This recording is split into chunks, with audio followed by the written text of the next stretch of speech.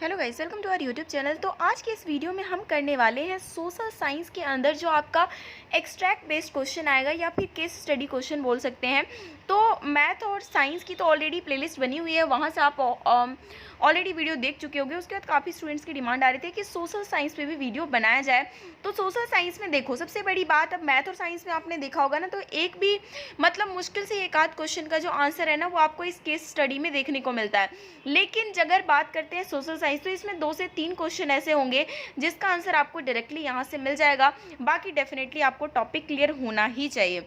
अगर हम इसमें बात करते हैं तो हमारे पास एक्सट्रैक्ट क्या दिया हुआ है। In Belgium, the Dutch community could take advantage of its numeric majority and force it will on French and German-speaking population.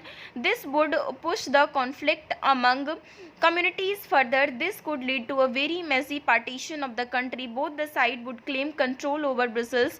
In Sri Lanka, the Sinhala community enjoyed an even bigger majority and could impose it will on the entire country. मतलब ये power sharing के chapter में जो Belgium के अंदर ethnic problem थी और इसके अलावा जो श्रीलंका के अंदर की प्रॉब्लम जो थी, यहाँ पर बात करते हैं तो उस चीज़ को लेकर यहाँ पर पूरा का पूरा एक्सट्रैक्ट दिया हुआ है।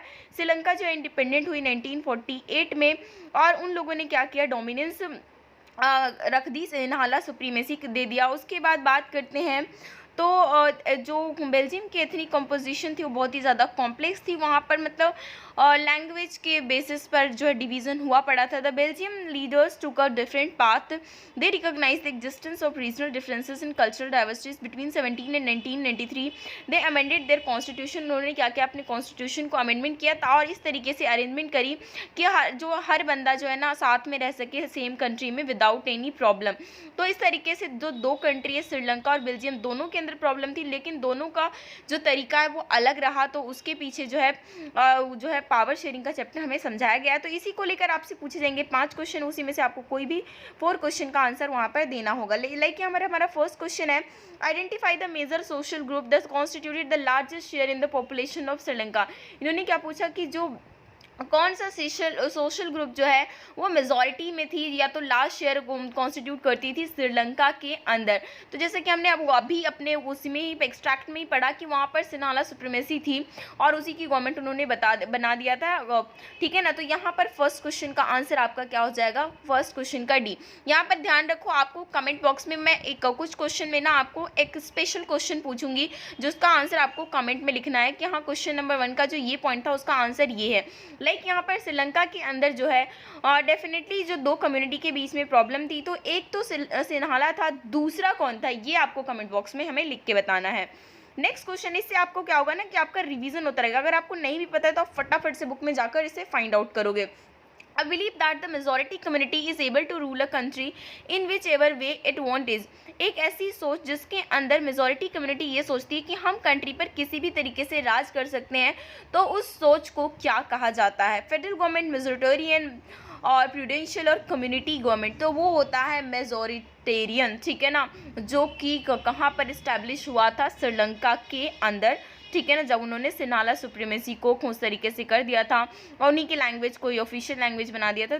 तो ये जो है चीज़ें जो है, ये आपका जो आंसर है आपका क्या हो जाएगा, बी पार्ट हो जाएगा। नेक्स्ट क्वेश्चन है, what does the word ethnic signify.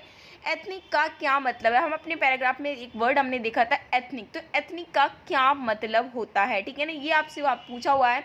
तो एथनिक मीन्स सोशल डिवीज़न और शेयर्ड कल्चर, मतलब डिफरेंट कल्चर के लोग रहते हैं, चाहे वो डिफरेंट रिलीजन के हो या फिर डिफरेंट लैंग्वेज बोलते हो, इवन कास्ट के ऊपर जो है डिफरेंट हो सकते हैं, तो उनके बीच में जो सोशल डिवीज़न हुआ और रहता है तो उसी को हम क्या बोलते हैं, एथनिक बोलते हैं, ठीक है ना। तो इस चीज़ को आपको ध्यान रखना है। क्वेश्चन नंबर 3 का ए ऑप्शन करेक्ट होगा। नेक्स्ट क्वेश्चन है, which 2 languages are generally spoken in Belgium. कौन से 2 लैंग्वेजेस जो है बेल्जियम में बोली जाती थी, ये हमसे पूछा हुआ है। तो यहाँ पर हम देखते हैं कि यहाँ पर बेल्जियम के अंदर जो है हमसे पूछा हुआ है French and English, Dutch and Sinhala, Dutch and French, French and Sinhala. तो अगर आपने चैप्टर पढ़ा हुआ होगा, बल्कि इवन मैंने आपको से यहाँ पर 2 क्वेश्चन पूछ रही हूँ कि आपको वहाँ पर बताना है कि पहली बात तो कि बेल्जियम में कौन सी लैंग्वेज बोली जाती थी, कौन सा लैंग्वेज वहाँ पर के पीछे जो एथनिक प्रॉब्लम चल रही थी। तो यहाँ पर तो आपका डच और फ्रेंच आंसर हो जाएगा। तो आपको कमेंट बॉक्स में ये बताना है कि कितने % लोग डच बोलते थे और कितने % लोग फ्रेंच बोलते थे, ठीक है ना। तो इस चीज़ को भी आप जो है कमेंट बॉक्स में लिख के देंगे। नेक्स्ट है prudential reason of power sharing stress more on. Prudential जो रीज़न है पावर शेयरिंग पे इतना स्ट्रेस क्यों दिया जाता है, मतलब पावर शेयरिंग इतना इंपॉर्टेंट क्यों है, ये हमें क्वेश्चन में पूछा हुआ है। ऑप्शन दिए हुए हैं reducing the possibility of conflict between various social group, अलग अलग सोशल ग्रुप के बीच में कॉन्फ्लिक्ट की पॉसिबिलिटी काफ़ी कम हो जाती है। माइनॉरिटी को भी फेयर चांस मिलता है। Bringing stability in the political order को भी स्टेबिलिटी होती है, वरना क्या होता है फिर वॉर हो जाता है, ठीक है ना, जैसा कि श्रीलंका के अंदर देखने को मिला था। और नेक्स्ट ऑप्शन दे दिया ऑल ऑफ दी अबव। तो इस टाइप के क्वेश्चन में आप ऐसा नहीं करोगे ये ऑप्शन देख के ही हमने टिक कर दिया, आप सारे ऑप्शन देखोगे, स्पेशली जब ऑल ऑफ दी अबव दिया हो रहा तो आप जरूर केयरफुली पढ़ोगे, तो आपका यहाँ पर फिफ्थ क्वेश्चन का आंसर डी हो जाएगा। इसके अलावा जो मैंने आपसे 2 क्वेश्चन पूछे उसका आंसर जो है कमेंट बॉक्स में ज़रूर से ज़रूर मिलना चाहिए। बाकी वीडियो को लाइक कीजिए, दोस्तों के साथ भी शेयर कीजिए, और डिफरेंट जो है हम क्या करेंगे, कुछ जो चैप्टर इंपॉर्टेंट है जिसके ऊपर एक्सट्रैक्ट बेस्ड क्वेश्चन बन सकते हैं तो उसको भी हम जल्द से जल्द अपलोड करेंगे। इसके लिए आपको क्या काम करना है, वीडियो को अपने दोस्तों के साथ शेयर करना है। और जो बच्चे चैनल पर नए हैं वो फटाफट से वीडियो को जो है लाइक करके सब्सक्राइब करके भी चैनल को कर लेंगे, और साथ में घंटी भी दबा देंगे ताकि नई वीडियो की नोटिफिकेशन उन्हें तुरंत मिले।